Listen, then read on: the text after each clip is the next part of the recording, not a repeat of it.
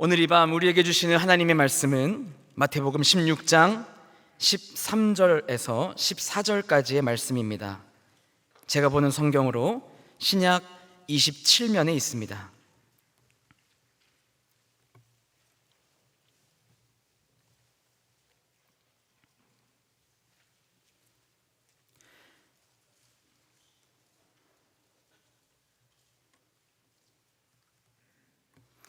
마태복음 16장 13절과 14절의 말씀을 한 목소리로 합독하겠습니다. 예수께서 빌립보 가이사랴 지방에 이르러 제자들에게 물어 이르시되 사람들이 인자를 누구라 하느냐? 이르되 더러는 세례 요한, 더러는 엘리야, 어떤 이는 예레미야나 선지자 중에 하나라 하나이다. 아멘. 제가 다녔던 신학교는 읍면리 소재의 시골에 위치해 있었습니다. 주변에는 진짜로 밭밖에 없었습니다. 때문에 어느 때쯤만 되면 거름 냄새가 동네 가득 진동하기도 했습니다. 정말 기도와 공부에만 집중할 수 있는 학교 환경이었습니다. 특별히 시내버스도 학교 앞까지 들어오는 것은 딱 한 대, 배차 간격이 대략 2시간 정도인 785번 뿐이었습니다. 평일에는 그나마 간헐적으로 통학버스가 다녔기 때문에 괜찮지만 그마저도 주말에는 운행을 하지 않았기 때문에 이 785번 버스를 타지 못하면 저 멀리 면사무소에서 내려서 약 30분 정도를 걸어야 학교에 들어갈 수 있었습니다. 사역을 마치고 만약 타이밍 좋게 785 버스를 탄다면 그날은 영성 있는 설교를 한 날이라고 서로 우스갯소리를 하곤 했었습니다. 그 버스와 관련된 에피소드를 하나 소개하며 말씀에 들어가겠습니다. 어느 토요일이었습니다. 그날도 교회에 출근하여 온종일 열심히 사역을 했습니다. 그때 저의 복장은 흰 셔츠에 검은 정장 바지, 그리고 그 위에 미키마우스가 그려진 빨간색 니트를 입고 있었습니다. 와, 우리 전사님 참 촌스러우셨다라는 표정인데요, 당시에는 그런 니트가 유행했었습니다. 어쨌든 오후 늦게 사역을 마친 후에 귀가하기 위해 지친 몸을 이끌고 버스 정류장으로 나갔습니다. 아무 생각 없이 나갔던 터라 멍하니 버스를 기다리는데 저 멀리서 785번 버스가 오는 겁니다. 그 순간 하루의 피로가 싹 풀렸습니다. 와, 오늘은 편하게 들어가겠다 생각하며 기분 좋게 버스에 올라탔습니다. 앞서 말씀드렸다시피 학교가 완전 시골에 있었기 때문에 그 버스에 타시는 승객들은 대부분 어르신들이었습니다. 때문에 저희 학교 학생들은 웬만해서는 자리에 앉지 않고 서서 가는 것이 암묵적인 룰이었습니다. 어차피 양보해드려야 했기 때문이죠. 저도 그날 버스에 설치된 그 봉을 잡고 서서 갔습니다. 자리가 몇 군데 있긴 했지만 크게 신경 쓰지 않고 그대로 서서 갔습니다. 학교에 다다랐을 때쯤에 버스 안쪽에서 어떤 말소리가 들렸습니다. 아줌마, 여기 자리 있어요. 여기 앉으세요. 그런데 아무도 대답하거나 하지 않는 겁니다. 계속해서 소리가 들렸습니다. 아줌마, 여기 자리 있다니까요. 서 있지 말고 여기 와서 앉으세요.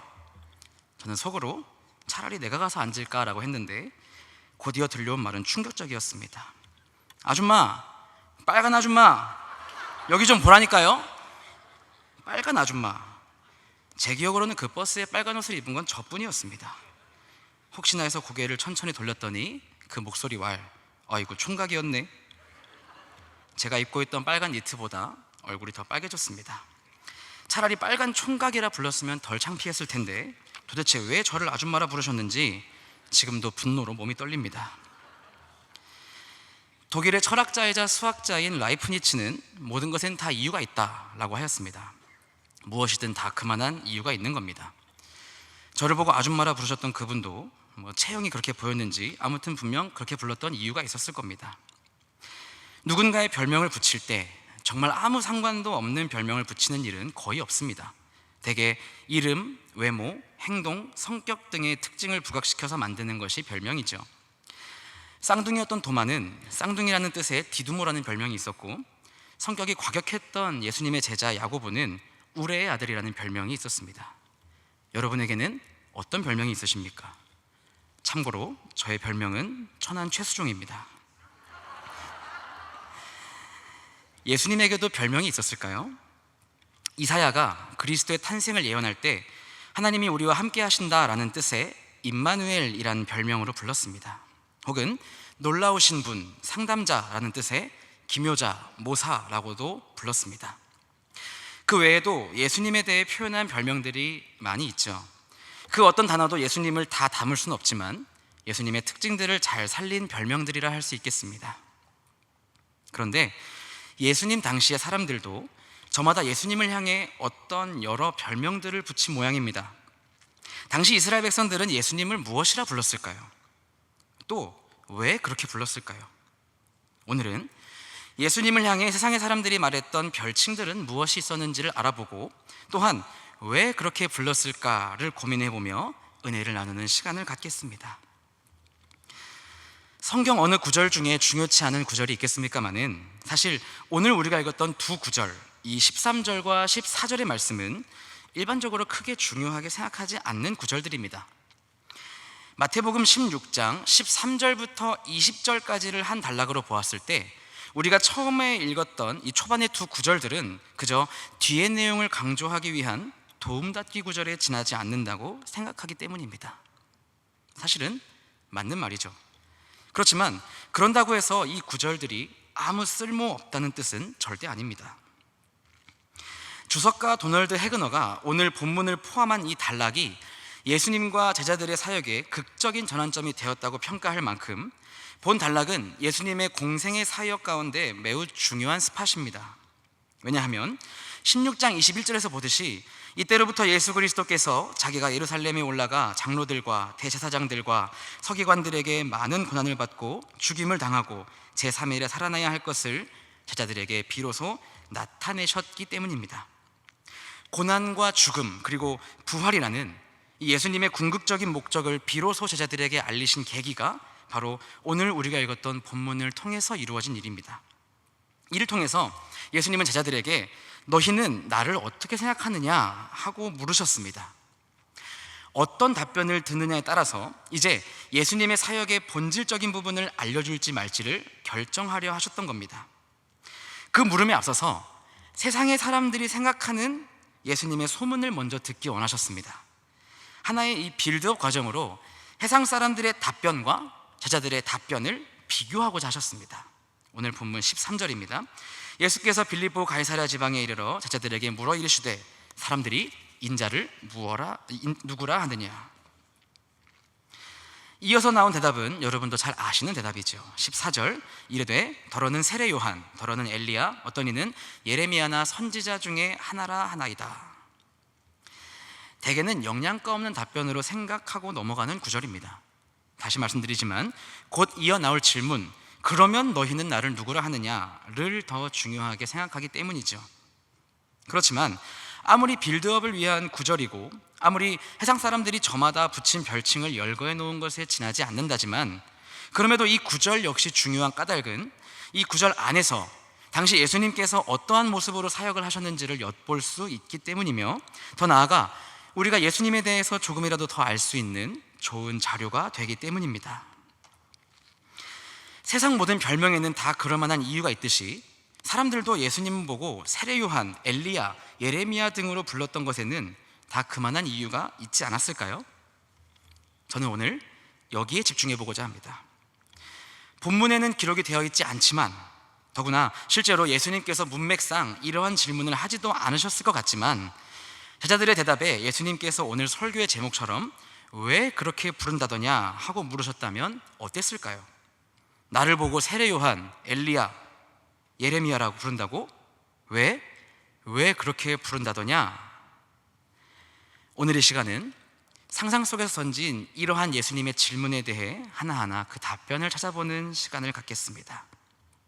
특별히 그저 이러이러한 이유 때문이다 에서 끝나는 것이 아니라 그러한 예수님의 모습이 우리에게 주는 교훈과 깨우침을 모색해보고 또 우리 삶에 녹여내보고자 합니다.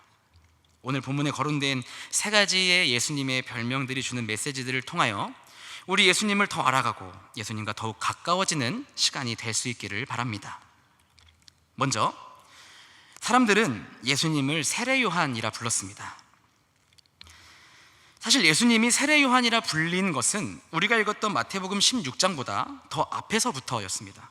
앞에서 등장을 합니다. 당시 갈릴리를 다스리던 분봉왕 헤롯은 예수님의 소문을 듣고 이렇게 말하였다고 합니다. 마태복음 14장 2절을 쉬운 성경으로 읽어드립니다. 헤롯이 신하들에게 말했습니다. 이 사람은 세례 요한이다. 그가 죽었다가 다시 살아난 것이 틀림없어. 그 사람에게서 기적이 나타나는 것도 바로 이 때문일 거야.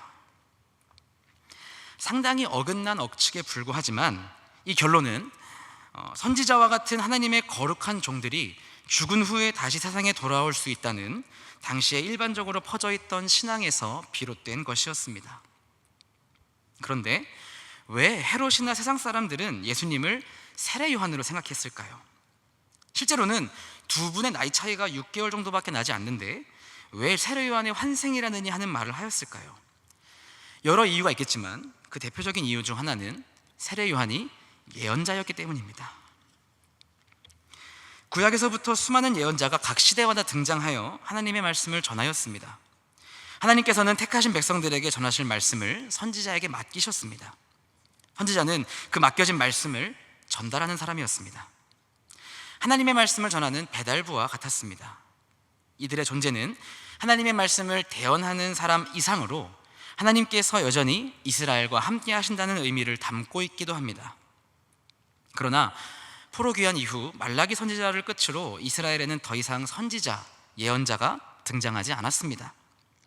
이것은 이스라엘 백성들에게는 상당히 큰 충격이었는데 하나님의 말씀을 맡아서 전달해주는 예언자가 없다는 뜻은 곧 하나님께서 그 백성에게 더 이상 하실 말씀이 없다는 것이었고 더 나아가서는 그들과 더는 함께하지 않으신다는 뜻으로 받아들여졌기 때문입니다. 그렇게 이스라엘 백성들은 세례 요한이 등장하기까지 예언자 없이 400년의 세월을 허무하게 보냈습니다. 구약과 신약 사이를 생각하면 되겠죠. 그런데 세례 요한이 짜잔하고 등장하자 이것이 백성들에게는 큰 이슈가 되었습니다. 당시는 마침 이스라엘이 로마 치하에 있었기 때문에 더욱더 세례 요한의 존재감은 컸습니다. 백성들은 하나님께서 다시 우리에게 말씀하려 하신다고 생각했습니다. 우리를 로마로부터 구원해 주실 것이라고 믿었습니다. 세례 요한은 비범한 복장과 행색으로 회개를 외쳤습니다. 사람들에게 물로 세례를 베풀었습니다. 심지어 분봉왕 헤롯, 권력자에게까지 가서 공개적인 비난과 직언을 마다하지 않았습니다. 그런데 그런 그가 너무 허무하게 죽자 유대인들의 입장에서는 상실감이 아무래도 컸겠죠. 그때 예수님을 본 것입니다. 하나님 나라의 복음을 거침없이 전하셨던 예수님을 바라보며 세례 요한의 모습이 겹쳐 보였을 겁니다. 오죽했으면 세례 요한을 죽인 헤롯도 예수님의 소문만 듣고도 세례 요한일 것이라고 두려워하였습니다. 여기서 우리가 잊지 말아야 할 중요한 내용이 있는데 예수님이 세례 요한을 따라하신 것이 아닙니다. 오히려 세례 요한이 혹은 세례 요한을 포함한 구약의 모든 선지자들이 오셔서 하나님의 말씀을 대언하실 예수님의 예언자적인 모습을 미리 보여준 겁니다. 영화 본편이 예고편을 따라하는 것이 아니라 예고편이 영화 본편을 따라하는 것 아니겠습니까? 당시 사람들은 몰랐겠지만 세례 요한을 포함한 그 어떤 선지자들도 예수님보다 중요하지 않습니다. 혹시 왜 그런지 아십니까? 예수님만큼 하나님에 대해 잘 아는 예언자는 온 역사를 통틀어 세상 그 어디에도 없기 때문입니다. 태초부터 항상 함께 계셨고 예수님 자체가 하나님이셨으며 하나님 아버지와 부자의 관계였기 때문입니다. 때문에 종교개혁자 존 칼빈은 이 예수님의 예언자직에 대해 설명을 할 때 참으로 예수 그리스도밖에는 하나님에 대한 지식을 알 수 없다. 예수 그리스도 안에 모든 보화가 들어있다 라고 말한 것입니다. 집 전화기가 유일한 통신수단이었을 때가 불과 얼마 전이었던 것 같은데요, 지금이야 카톡 하나 보내면 될 일을 그때는 웬만해서는 집으로 직접 전화를 해야 했습니다. 그때 있었던 에피소드입니다. 저는 당시 초등학교 3, 4학년 때였던 것 같은데 친했던 친구가 저희 집에 전화를 했습니다.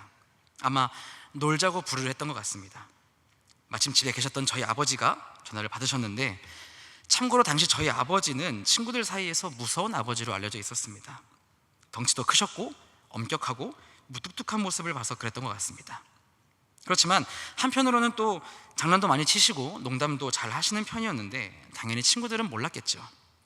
아무튼 제 친구가 전화를 걸었는데 그냥 아무렇지도 않게 대뜸 여보세요? 민기 있어요? 이렇게만 말을 한 겁니다. 장난기가 발동하신 아버지는 제 친구를 혼내는 척 하셨답니다. 남의 집에 전화를 했으면 인사 먼저 하고 그 다음 네가 누구인지, 누구를 찾는지, 왜 찾는지를 소상하게 먼저 이야기해야 예의 아니냐?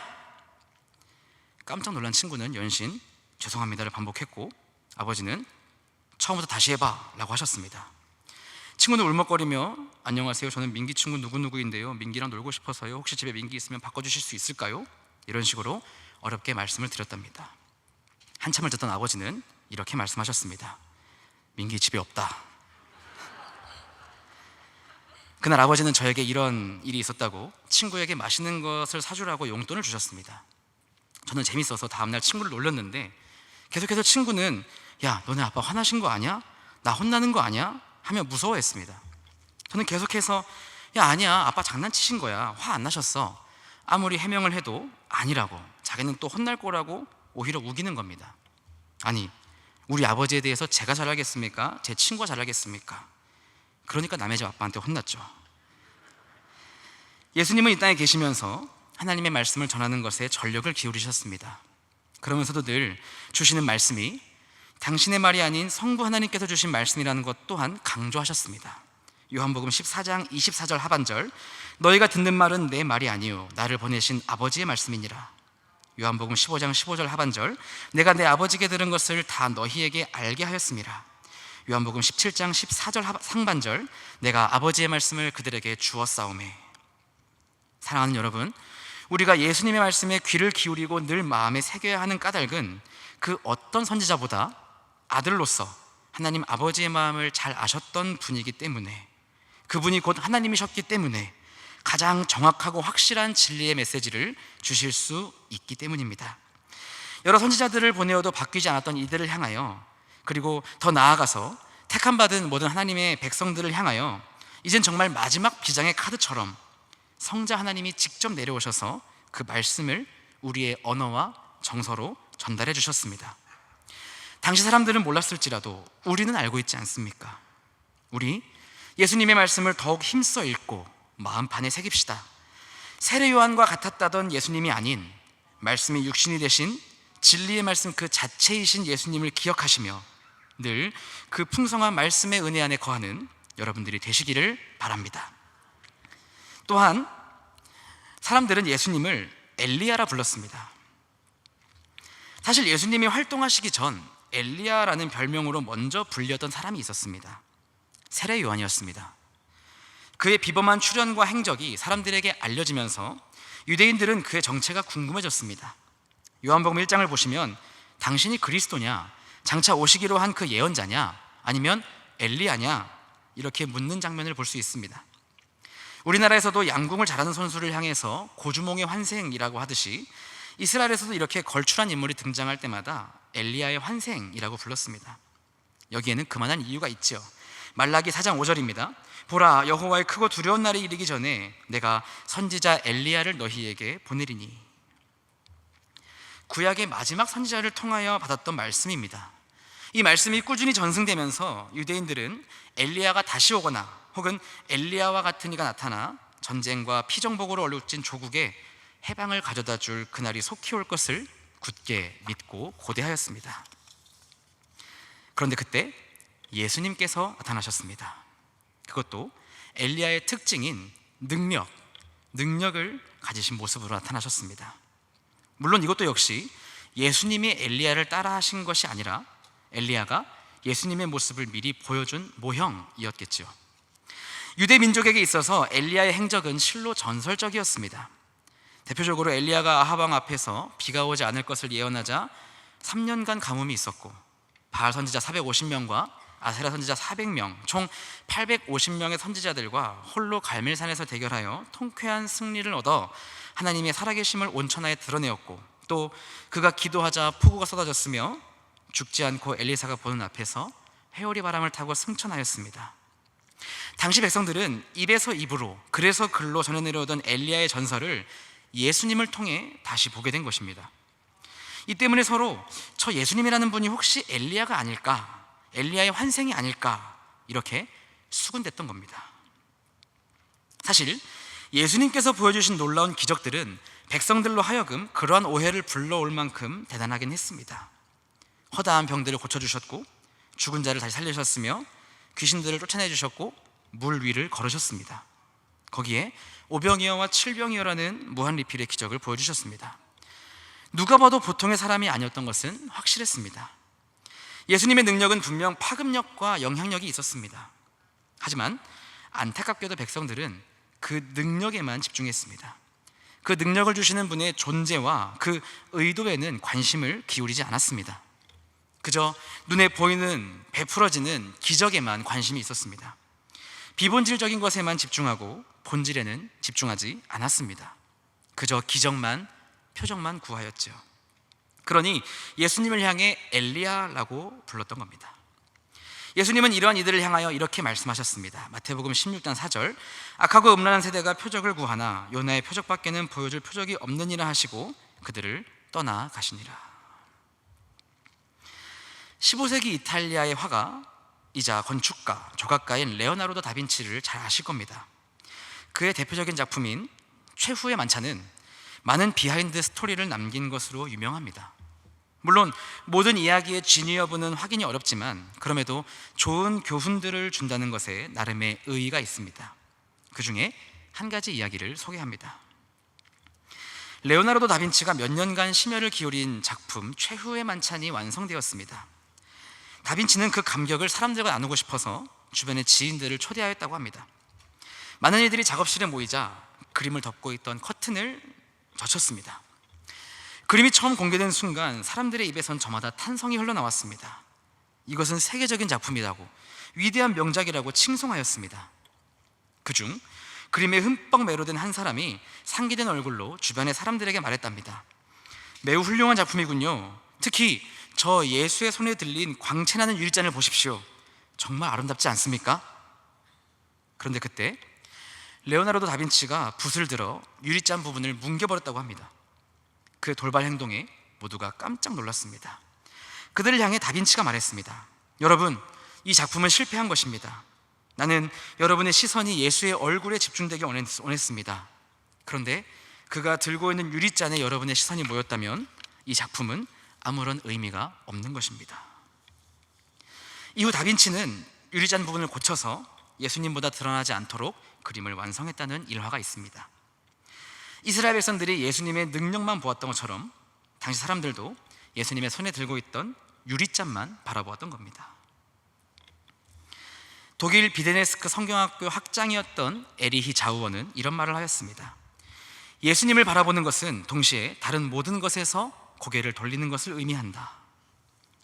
사랑하는 여러분, 우리의 시선이 오직 예수님만을 바라보고 있습니까? 아니면 예수님께서 행하신 기적에 더 관심을 두고 바라보고 있습니까? 당시에 예수님의 이적만을 바라보았던 백성들처럼 예수님을 엘리야로만 보지 마시고 예수님을 오직 예수님으로 바라볼 수 있는 그러한 믿음의 소유자들이 다 되시기를 간절히 바랍니다. 마지막으로 사람들은 예수님을 예레미야라고 불렀습니다. 일단 특이한 것은 평행본문인 마가복음과 누가복음에는 세례 요한과 엘리야까지는 거론이 되었는데 예레미야는 언급되지 않았었습니다. 오직 마태복음에만 예레미야라고 등장합니다. 마가복음이 먼저 쓰여졌고 마태와 누가가 그 뒤에 마가복음을 참고해서 복음서를 썼다고 생각한다면 마태는 같은 본문의 내용에서 이름 하나를 추가한 셈이 됩니다. 그러면 왜 마태는 예수님에 대한 세상 사람들의 소문에 예레미야의 이름을 추가한 것일까요? 여기에는 두 가지의 이유가 있습니다. 하나는 일반적으로 예레미야가 선지자들의 대표로 언급이 되었었기 때문입니다. 세례 요한, 엘리야 그리고 기타 선지자들로 분류를 할 때 그 기타 선지자들의 대표로서 예레미야가 언급이 되었다는 겁니다. 당시 랍비들이 읽었던 선지서 목록의 가장 첫 번째 책이 예레미야서였다고 합니다.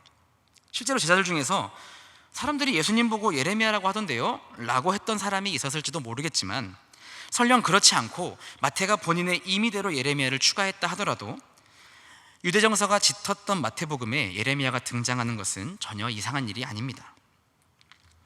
또 다른 이유는 오늘 설교의 전체적인 흐름을 따랐을 때 예수님에게서 예레미야의 특징적인 모습을 찾을 수 있었기 때문입니다. 누군가 예수님을 예레미야라 불렀다면 그것도 단순히 선지자 중에 한 사람의 대표격으로 부른 것이 아니라면 예수님이 예레미야의 어떤 모습과 닮았기 때문입니다. 분명 백성들과 성전에 대해서 심판의 말씀을 주신 것을 예레미야와의 대표적인 유사점이라고 할 수 있겠습니다마는 그 외에 다른 모습에 관한 이야기입니다.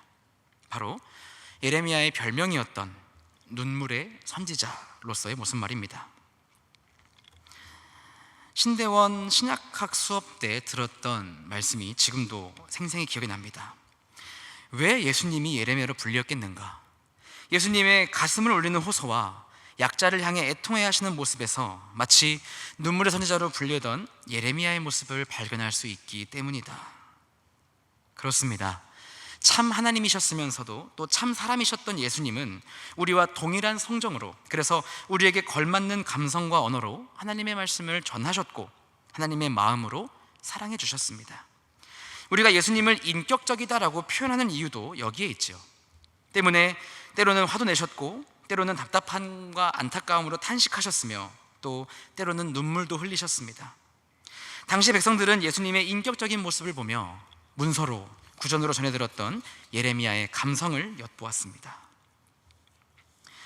실제로 예수님을 뵈었던 당시의 이들이 참 부럽습니다. 그분의 표정, 감정, 행동 모든 것을 직접 보고 듣고 할 수 있었으니까요. 그분께서 베푸시는 인자와 자비 그리고 긍휼과 사랑을 직접 느끼고 경험할 수 있었으니까요. 그렇지만 그 따스한 예수님은 지금 우리에게도 동일하게 찾아오십니다. 여전히 우리를 불쌍히 여겨주시고 상처를 싸매주시며 아픔을 소중히 기억해 주십니다. 예레미야의 애통함보다 더욱 큰 긍휼함으로 우리를 위하여 눈물을 흘려주십니다. 우리가 삶을 살아갈 때 이토록 우리를 아끼시며 사랑해 주시는 예수님을 기억하고 의지한다면 그 어떤 난관이나 어려움에도 능히 버텨낼 수 있지 않겠습니까? 18세기 영국의 목회자인 존 뉴튼은 예수의 이름은 우리의 슬픔을 달래주고 우리의 상처를 치유하며 우리의 두려움을 내어 쫓는다라고 고백하였습니다. 미국의 저명한 신학자 조지 휘필드도 그리스도를 우리의 지도자로 모신다면 그 무엇도 절망할 것이 없다라고 말하였습니다. 사랑하는 여러분, 그러한 예수님을 만나시기 바랍니다. 당시의 백성들이 수군댔던 것처럼 그냥 예레미야와 비슷했던 분이 아닌 참으로 내 안에 찾아오시고 나를 인격적으로 만나주시는 예수님을 만나시기 바랍니다. 그분 앞에 우리의 슬픔은 희락으로 바뀔 것이고 우리의 근심은 찬송으로 바뀔 것입니다. 특별히 바라는 것은 우리의 자녀들도 그러한 예수님을 만나기 원합니다. 현재 영아부, 나래부, 유아부, 유치부 성경학교가 은혜롭게 마쳤습니다. 이제 유년부, 초등부, 소년부, 키즈워십 성경학교와 중등부, 고등부 그리고 청년부 수련회가 진행이 될 것입니다. 내 자녀가 참여하고 말고를 떠나서 모든 성도께서 학부모가 되어주시어 함께 합심하여 성경학교와 수련회를 위해 관심을 가져주시고 힘써 기도해 주시기 바랍니다. 이번 성경학교와 수련회를 통하여 우리의 참된 주인이 되어주시고 우리를 진실로 생각해 주시며 우리를 위해 지금도 여전히 중보하시는 예수님을 우리의 다음 세대들이 만날 수 있게 되기를 기도해 주시기 바랍니다. 오늘 말씀을 듣고 이 험한 세상 살아갈 때 다른 것이 아닌 오직 예수님을 지도자로 모시고 그 이름을 힘입어 승리하시는 여러분과 여러분들의 자녀들이 다 될 수 있기를 간절히 바랍니다. 기도하겠습니다. 거룩하신 하나님, 오늘 이 밤도 우리에게 말씀하여 주시니 감사를 드립니다. 우리 예수님을 더욱 알아가기 원합니다. 우리가 능히 지식에 넘치는 그리스도의 사랑을 알게 되어 그 너비와 길이와 높이와 깊이가 어떠한지를 진정으로 깨달을 수 있는 믿음을 주옵소서.